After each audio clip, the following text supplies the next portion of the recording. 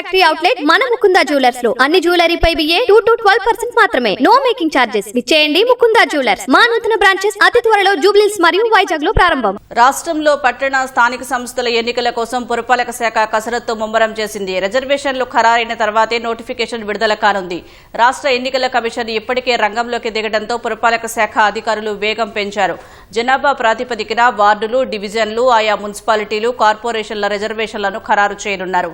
రిజర్వేషన్ల ప్రక్రియ అత్యంత కీలకం కావడంతో అధికారులు సకాలంలో పూర్తి చేసేందుకు కృషి చేస్తున్నారు. రాష్ట్రంలో గడువు ముగిసిన 117 మున్సిపాలిటీలు, 6 కార్పొరేషన్ల ఎన్నికలకు రంగం సిద్ధమవుతోంది. ఇంకా గడువు ముగియని 4 మున్సిపాలిటీలతో పాటు జీహెచ్ఎంసీని కూడా ప్రస్తుత ఎన్నికల నుంచి మినహాయించారు. బాహ్య వలయ రహదారి పరిధిలోని మున్సిపాలిటీలను విలీనం చేయడం వల్ల జీహెచ్ఎంసీ పరిధి పెరగగా దీన్ని 3గా విభజించాలన్న ప్రతిపాదన నేపథ్యంలోనే ఇక్కడ కూడా ఎన్నికలు వాయిదా వేశారు. దాంతో మిగతా పట్టణ స్థానిక సంస్థల్లో తుది ఓటర్ల జాబితా సిద్ధం చేసే పని మొదలైంది. ఈ నెల 12న తుది జాబితా ప్రచురించనున్నారు. 20న ఎన్నికల నోటిఫికేషన్ విడుదల అవుతుందని భావిస్తున్నారు. ప్రభుత్వం దీనిపై ఇప్పటికే ఒక నిర్ణయం తీసుకోగా ఎన్నికలు ఫిబ్రవరి 2వ వారంలో నిర్వహించే అవకాశం ఉంది.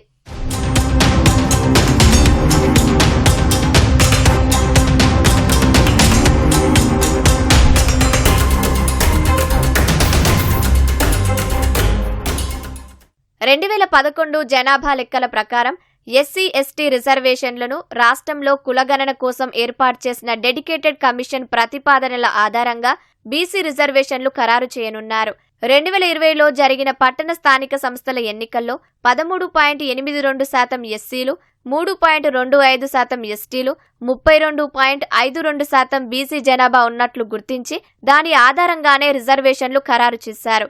ఎస్సీ, ఎస్టీలకు నిర్ణయించాక మిగతా వాటిని మొత్తం రిజర్వేషన్లు 50% పరిమితికి లోబడి బీసీలకు కేటాయిస్తారు.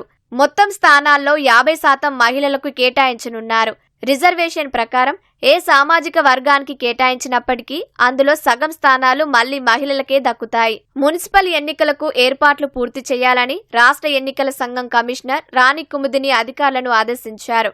బుధవారం ఆయా జిల్లాల కలెక్టర్లు, అదనపు కలెక్టర్లు, మున్సిపాలిటీ, కార్పొరేషన్ల కమిషనర్లతో వీడియో కాన్ఫరెన్స్ నిర్వహించారు. ఈ నెల 12న తుది ఓటర్ల జాబితా, 13న పోలింగ్ స్టేషన్ల వివరాల ముసాయిదా జాబితా ప్రచురించి ఎన్నికల నిర్వహణకు ప్రత్యేకంగా ఏర్పాటు చేసిన టీ-పోల్ యాప్లో అప్లోడ్ చేయాలని కమిషనర్ ఆదేశించారు. 16న పోలింగ్ స్టేషన్ల వివరాలతో పాటు ఫోటోతో కూడిన ఓటర్ల తుది జాబితా ఆయా వార్డుల్లోని పోలింగ్ స్టేషన్ల వారీగా ప్రచురించాలని స్పష్టం చేశారు. అవసరమైన బ్యాలెట్ బాక్సుల అంచనా, రిటర్నింగ్ అధికారులు, సహాయ రిటర్నింగ్, జోనల్ అధికారుల నియామకానికి ఉద్యోగుల వివరాలను టీ-పోల్లో అప్లోడ్ చేయాలని రాణి కుముదిని ఆదేశించారు.